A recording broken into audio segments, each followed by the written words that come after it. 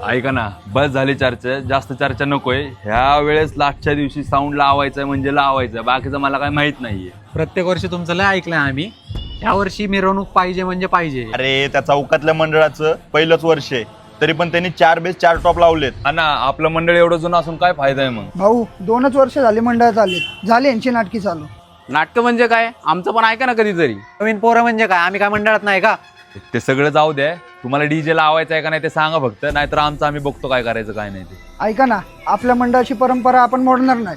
तुम्हाला राहायचं असेल राहावा, नाही तर जावा. चालेल मग, काय प्रॉब्लेम नाही. आमच्या शब्दाला काही किंमतच नसेल तर आम्हाला नाही थांबायचं इथं. चालतंय, ठीक आहे, निघू मग. चला. अरे पोरांनो, जरा इकडे या 2 मिनिटं. काय लगेच चालले रुसून? ए चला, भाऊ काय बोलतोय ते बघून ये. अरे काय ना, जरा मजा बघत होतो तुमची.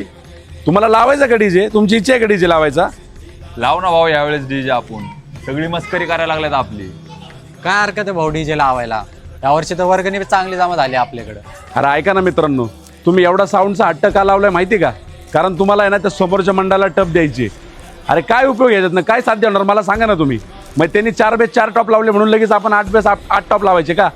ह्यातनं काहीच उपयोग नाही, लक्षात ठेवा. मी काय तुम्हाला मिरवणुकीला नाही म्हणतोय का?